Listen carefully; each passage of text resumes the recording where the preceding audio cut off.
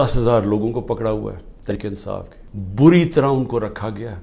जिस तरह जो कहानियां सुनाई देती हैं कि ऐसे ऐसे उनसे किया गया, खाना नहीं दिया गया, उनके पेट खराब हो गए, जो गंदा पानी है जो दिया गया उनको जिधर 20 लोग आते हैं वहां 60 लोगों को भरा हुआ। जिस चक्की के अंदर एक आदमी जाता है और वो चक्की के अंदर, वो चक्की जो डेथ सेल जिसे कहते हैं, उधर 6-6 लोगों को घुसाया हुआ है इन्होंने। तो ये एक सियासी कारकुनों के ऊपर जो जुल्म हो रहा है, यानी ये कभी पाकिस्तान में ऐसे हुआ है? थोड़े से लोगों को पकड़ा गया। मुझे ये पता है कि जनरल ज़ियाउल हक के ज़माने में इतनी तादाद में थोड़े से लोगों को पकड़ा है और उन्होंने भी मुश्किल वक्त गुजारा है। लेकिन 10,000 लोगों को पकड़ लेना और हर रोज उनके घरों में घुस जाना, जो कि छुपे हुए हैं, उनके घर तोड़ देना, उनके रिश्तेदारों को उठा के ले जाना, जिसको मैं फिर से कलेक्टिव पनिशमेंट कहते हैं। ये सिर्फ आज इसराइल करता है फलस्तीनियों से, मकबूजा कश्मीर में किया जाता है कश्मीरियों से, लेकिन अपने लोगों से कोई दुनिया का मुल्क ये नहीं करता।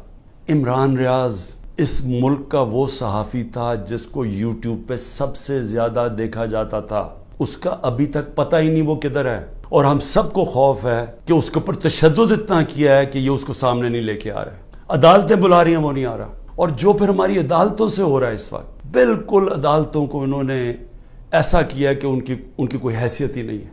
एक इलीगल, एक केयर टेकर गवर्नमेंट जिसकी कोई लीगैलिटी नहीं है, कानून में कोई हैसियत नहीं है, आइन में कोई हैसियत नहीं है, वो बैठे हुए ऊपर, और वो केसेस पे केसेस, इंतकामी कार्रवाई। यानी केयर टेकर का मतलब ही होता है वो न्यूट्रल होते हैं, या न्यूट्रल का भी एक और मायना हो गया, जो न्यूट्रल भी कहते हैं वो भी जुल्म कर रहे हैं एक ही पार्टी के ऊपर। मैं 150 तो क्रॉस कर ही चुका था। 6 केसेस जब मैं जेल के अंदर था, जब मैं नजरबंद था, उस वक्त मेरे ऊपर 6 और केसेस किए गए, और आज 2 और केसेस आ गए। लेकिन मैं सिर्फ ये जो कोयटा का केस है, मैं जरा सिर्फ अपनी कौम को बताना चाहता हूं कि यहाँ किस तरह का मजाक हो रहा है। मुझे सिर्फ इतना पता है कि बलूचिस्तान में किसी ने केस किया हुआ है, और वो ऐसा फुलिश केस है कि उसकी कोई हैसियत ही नहीं है, उसके ऊपर मैंने कभी तवज्जो ही नहीं दी। वो केस क्या है? कासिम सूरी रूलिंग देता है कि जनाब ये मुरासला, ये जो साइफर आया है वहां से, इसके होते हुए बैरून मुल्क की मुदाखलत हुई है हमारे अफेयर्स में, और उसमें लिखा हुआ है कि इमरान खान को अदम एतमाद में शिकस्त हो। ये मुरासले में लिखा हुआ है, जो कि वो डोनाल्ड लू और हमारे एम्बेसडर के बीच में बातचीत हुई, जो कंफर्म किया गया पाकिस्तान की सिक्योरिटी काउंसिल ने। फिर जब शहबाज शरीफ बना प्राइम मिनिस्टर, फिर सिक्योरिटी काउंसिल में एम्बेसडर को, असद मजीद को बुलाया गया।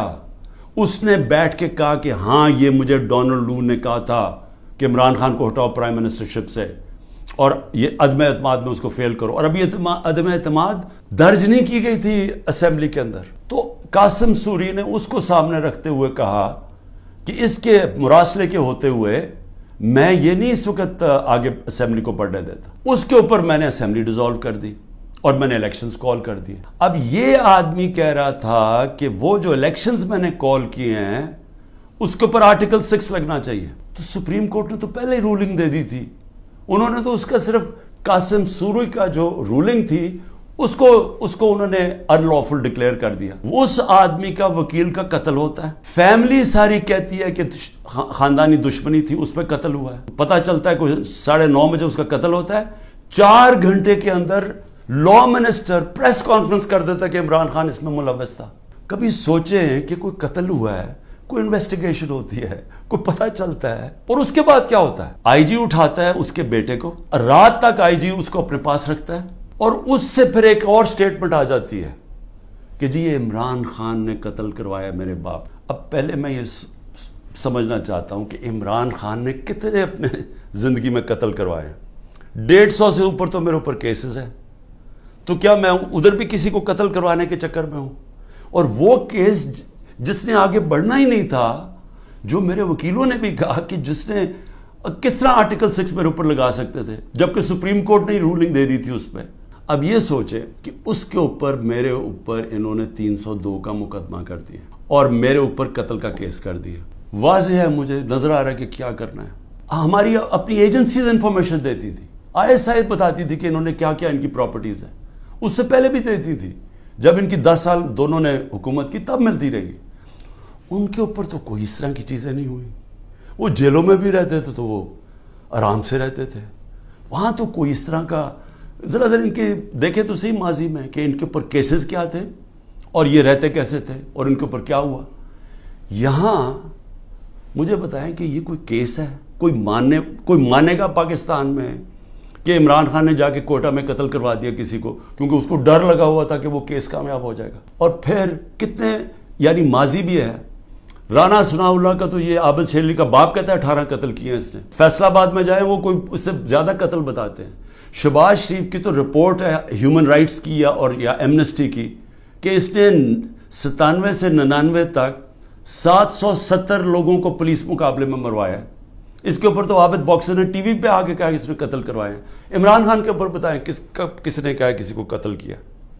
تو یہ جو قتل کا کیس انہوں نے کیا ہے اس کا مقصد ہی ایک ہے کہ کسی نہ کسی طرح عمران خان کو پکڑ لو. اور میں اب کل اسلام آباد جا رہا ہوں, میں تو پورا تیار ہوں, میں تو تیار ہوں کہ پھر سے مجھے یہ پکڑیں گے. اب آپ کو سمجھ آئی کہ میں نے 27 سال انصاف کی تحریک کیوں شروع کی تھی. کیونکہ یہ جو ہمارے سے ہو رہا ہے, جو میرے سے ہو رہا ہے, جو میرے لوگوں سے ہو رہا ہے, یہ پاکستان کے عام آدمی سے ہر وقت ہوتا ہے جب طاقتور کے سامنے وہ کھڑا ہوتا ہے. ضلع شاہ کو پولیس اٹھا کے لے کے جاتی ہے, اس کو 3 لوگوں کو چھوڑ دیتی ہے, وہ گواہ تھے, اس کو لے جاتی ہے, اس کو علیحدہ لے جاتی ہے.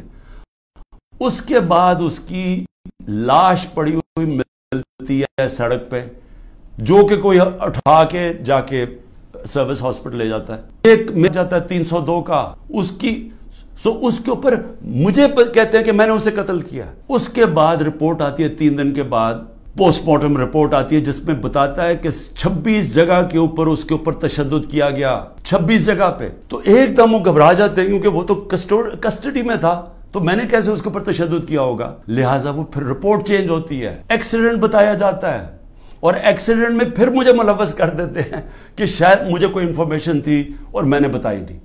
یہ ہو رہے ہیں کیسز یہاں آج. میں تو جیل کے لیے تیار ہوں اور ہر چیز کے لیے تیار ہوں, لیکن میں کبھی اس ظلم اور اس طاقت کے حکمرانی کے سامنے کبھی نہیں جھکوں گا. اور میں آج آپ سب کو کہتا ہوں, آپ نے کبھی نہیں جھکنا. کیونکہ ایک میری بات یاد رکھ لینا, جس دن آپ نے اس ظلم کو قبول کر لیا اور یہ ناانصافی کے نظام کو, ملک نہیں رہے گا. میں آخری سانس تک اس ظلم کے نظام کا مقابلہ کروں گا.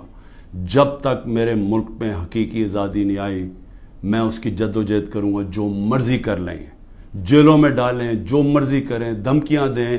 سیکیورٹی میری ساری لے لی ہے. جو میرا سیکیورٹی کا جو چیف تھا کرنل آصف, وہ غائب ہوا ہے. جو گاڑیاں تھیں, جو سیکیورٹی کی 2 گاڑیاں ساتھ جاتی تھیں, ان کو پولیس اٹھا کے لے گئی ہے. یہاں سارا جو ہمارے ساتھ جو احمد نیازی جو بھی لوگ تھے سب چھپے ہوئے ہیں کیونکہ ان کے اوپر FIRs کر دی ہیں. اور پھر یہ سمجھتے ہیں کہ شاید اس کی وجہ سے میں ان کے پاس جاؤں اور کہوں کہ جی مجھے معاف کر دو کہ میں نے آزادی کی بات کی تھی, مجھے معاف کر دو. اور میں آپ قوم کو بھی کہنا چاہتا ہوں, کبھی نہ اس نظام کو قبول کرنا. جس دن آپ نے اس کے سامنے اپنا سر جھکا دیا, آپ کا کوئی مستقبل نہیں رہے گا پاکستان میں.